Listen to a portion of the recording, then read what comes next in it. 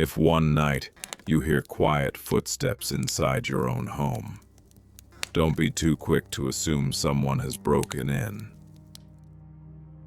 Long ago, the Slavs believed that every home had a soul, and every soul had a guardian.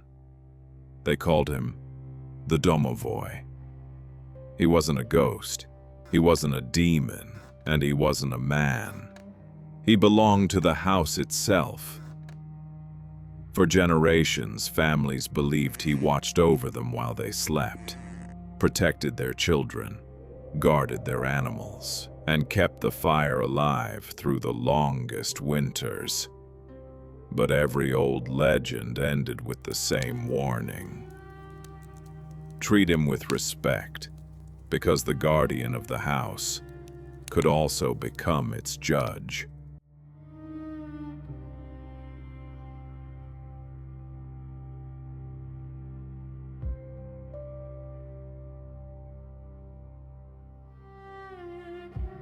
For centuries, Slavic families believed that a mysterious spirit lived inside every home, not in the attic, not beneath the floor, but close to the warm heart of the house, the old clay stove.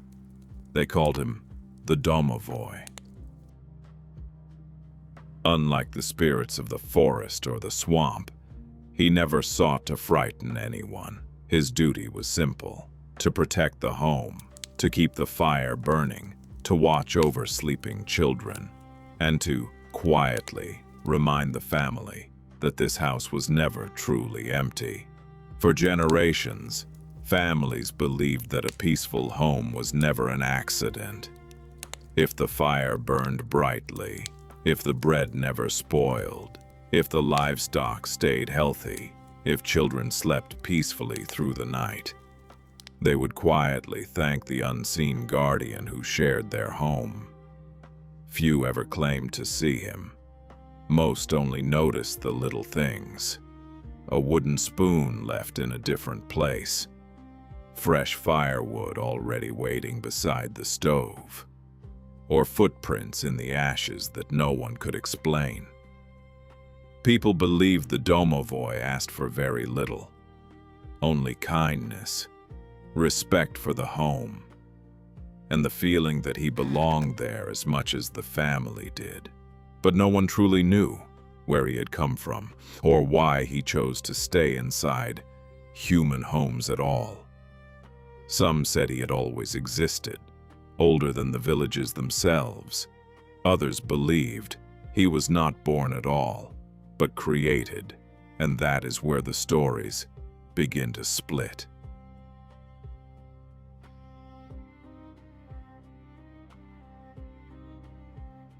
Some villages told a simple story: that the Domovoi was born from the house itself, not from wood, not from stone, but from everything a family leaves behind: warmth, memory, and the quiet life of a home that has been lived in for generations. They believed that when a house stood long enough, it began to remember its people, and that memory eventually learned to watch. If one house was loved enough, it gained a soul, and that soul became its guardian. But other villages told a different story, a harsher one. They said the Domovoi was not born from comfort, but from loss, from homes that had seen suffering and refused to forget it, from fires that once protected a family and now only remembered them. In these stories, the Domovoi was not gentle by nature. He became gentle only when the house itself was at peace, and so no one ever agreed which version was true, because every old family believed their own house had its own truth. But regardless of where he came from, people cared about only one thing: not his origin, not his nature, but whether he was already inside their home. Because in the end, A story does not matter as much as a presence.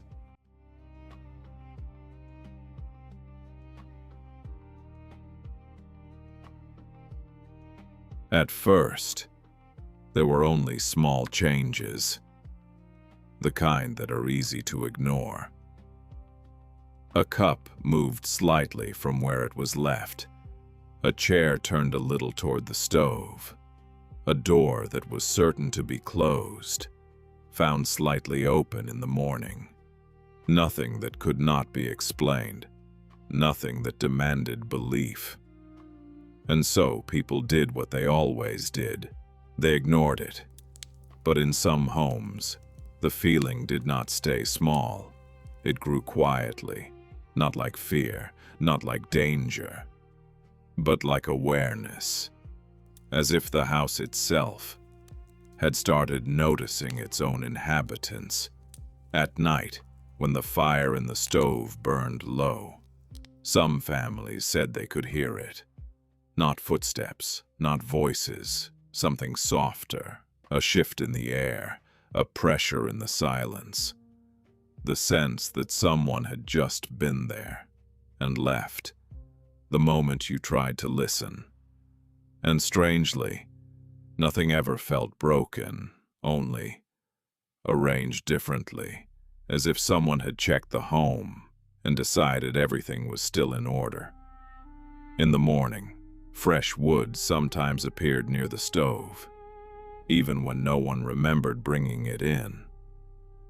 Ashes were sometimes swept into neat shapes, as if unseen hands had tidied the night, and yet no one ever saw him clearly, only the result of his presence, like a thought that disappears the moment you try to explain it. But in some homes, it was never just about small changes. It was about the feeling that the house was no longer only yours.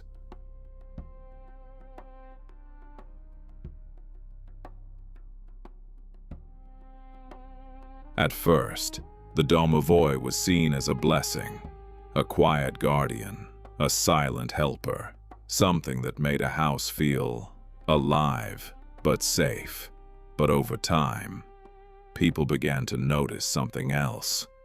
The house did not only help, it also reacted. If a family argued too loudly near the stove, the fire would suddenly weaken. If someone spoke with anger inside the home, doors would creak at night without wind. And if respect was forgotten, the silence itself would feel heavier. It was never violence, never punishment in the way people imagined, but more like a reminder, as if the house was correcting its own balance. And that is when respect slowly changed into something else, something quieter, something more careful. People began to think twice before entering a room, before speaking harshly, before ignoring the warmth of the stove. Not because they were afraid of the Domovoi, but because they no longer felt alone inside their own walls. And in some homes, that feeling became too strong to ignore, because a guardian, even a kind one, can feel heavy when you are never fully alone. And so the same question began to appear in every village. Not, does he exist, but what happens if we offend him?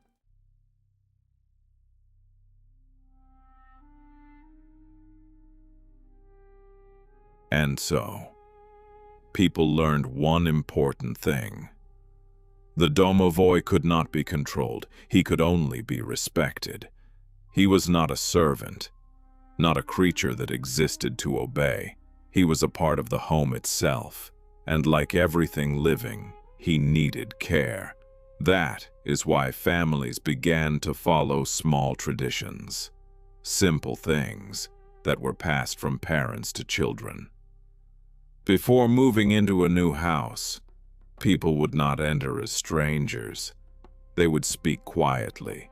They would ask the guardian of the home to accept them. Sometimes they left a piece of bread, sometimes a small bowl of milk, and when the time came to leave, they did not assume the Domovoi would simply follow. They invited him. In many villages, the family would quietly ask him to come to the new home with them. Some carried a handful of ashes from the old stove, believing he would follow the warmth of the family hearth. Others placed an old bast shoe near the door. People believed the Domovoi could climb inside it, allowing his family to carry him safely into their new home. Not because they expected a reward, but because gratitude was the language every home understood. The stove was treated with special respect. It was not only a source of warmth, it was the heart of the house, the place where families gathered, the place where stories were told, the place where the unseen guardian was believed to stay closest. But old stories also carried a warning. A home could feel when it was forgotten, when people stopped caring for each other, when anger became stronger than kindness, when the house was treated as nothing more than walls and a roof. Something slowly changed.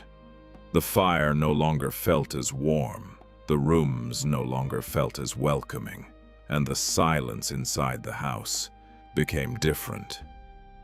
People believed the Domovoi did not leave because he was angry. He left because the connection was broken. And that was the greatest lesson hidden inside the old stories. The Domovoi was never only about a mysterious spirit living near the stove. He represented something much deeper.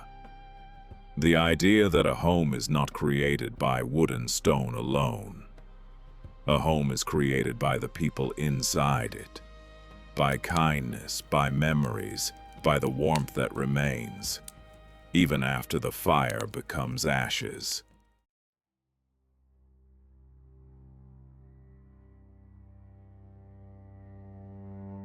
And perhaps that is why the stories of the Domovoi survived, because people were never truly afraid of the creature beneath the floor or the shadow near the stove.